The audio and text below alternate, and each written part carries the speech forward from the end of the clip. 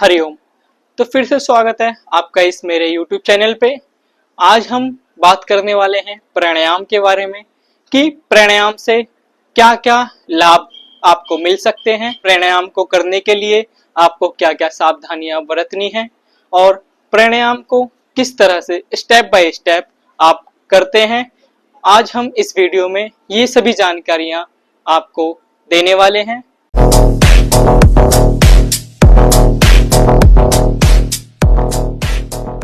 दोनों हाथ ज्ञान मुद्रा में, पेट को अंदर करते हुए जोर से एक्सेल, कपालभाति स्टार्ट।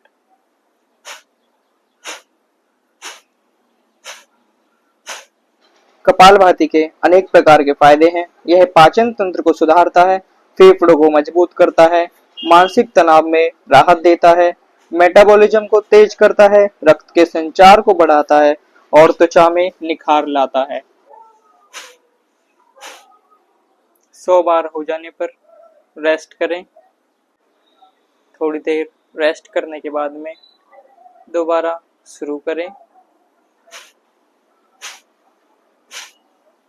कपालभाति को खाली पेट करना चाहिए।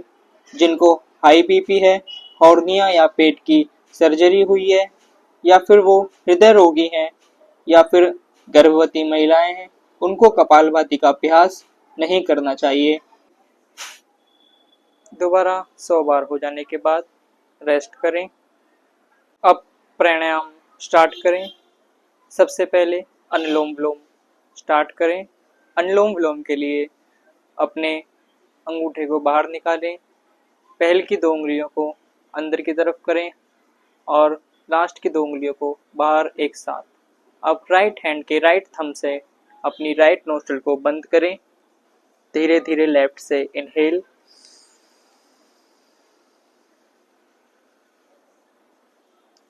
फिर लेफ्ट को बंद करें।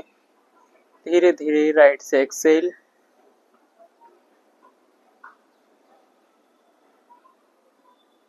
पुनः राइट से ही इनहेल,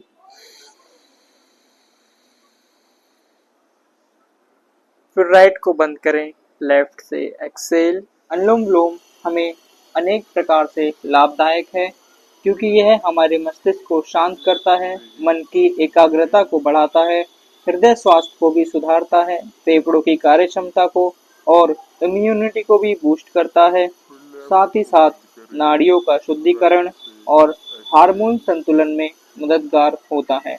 अनुलोम विलोम का अभ्यास बहुत ही धीरे धीरे लंबी गहरी श्वास के साथ करना चाहिए। इसको हमेशा 5 मिनट से शुरुआत करते करते धीरे धीरे 15 से 20 मिनट तक करना चाहिए।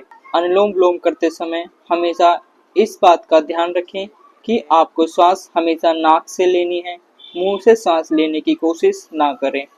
राइट से एक्सेल, वापस दोनों हाथ ज्ञान मुद्रा में। अब भ्रामरी प्राणायाम शुरू करें।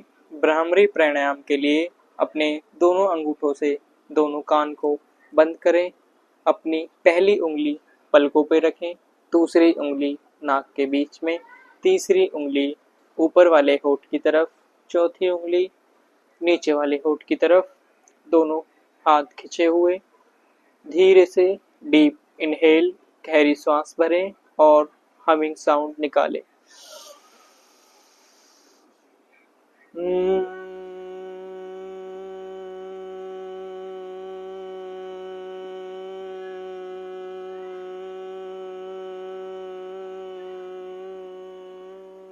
भ्रामरी प्राणायाम अब तक का सबसे लाभदायक और लोगों का पसंदीदा प्राणायाम है। यह तनाव और चिंता को दूर करता है, नींद को सुधारता है, आपकी एकाग्रता और मानसिक स्पष्टता को बढ़ाता है, माइग्रेन और सिर दर्द में राहत देता है, गुस्सा और चिड़चिड़ापन को कम करता है, नाक, कान, गले के विकारों में सहायक है।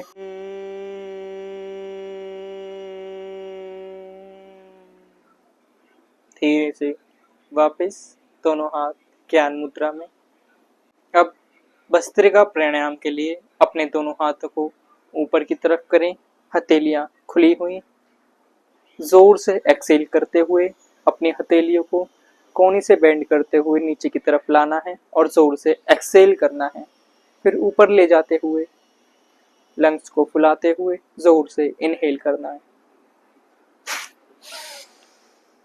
भस्त्रिका प्राणायाम आपके अंदर एक नई ऊर्जा और जोश लाता है, आपके फेफड़ों की कार्यक्षमता को बढ़ाता है, तनाव को दूर करता है, ब्लड सर्कुलेशन को बेहतर करता है, पाचन शक्ति को सुधारता है। पर इस बात का ध्यान रखें कि हाई बीपी, हॉर्निया या हृदय रोगी या सर्दी बुखार जुकाम वाले इसको ना करें।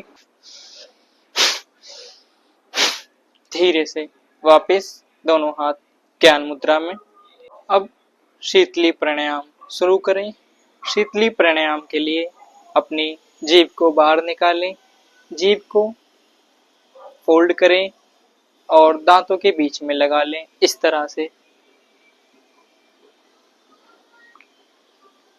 फिर जीभ से ही इनहेल करें, फिर जीभ को अंदर ले जाएं, मुंह को बंद करें और अपने नोस्ट्रिल से एक्सेल करें इस तरह।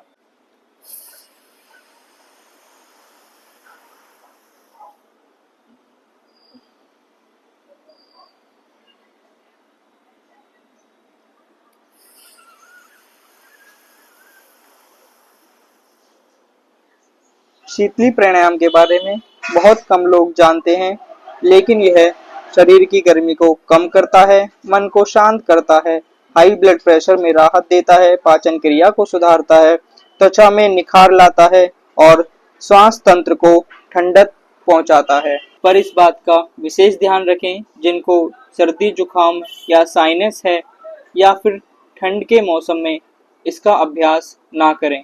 शांत हो जाएं। अब शीतकारी प्राणायाम करें। शीतकारी प्राणायाम के लिए अपने दोनों साइड के दांतों को एक साथ ऊपर रखें, इस तरह से बंद करें और दांतों से ही इनहेल करें, फिर मुंह बंद करें और नोस्ट्रिल से एक्सेल करें इस तरह से।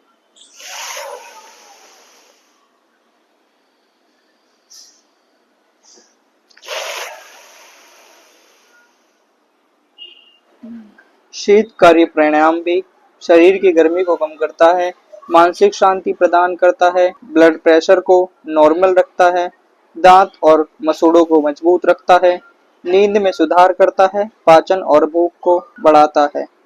सर्दियों में शीतकारी प्राणायाम करने से सर्दी जुकाम हो सकता है, इसलिए सर्दियों के टाइम इसको ना करें। शांत हो जाएं, अपने मन को शांत करें।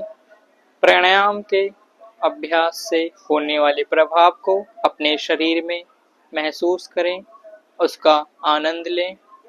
धीरे से अपने दोनों हाथों को एक साथ जोड़ें, दोनों हाथों को रगड़ें।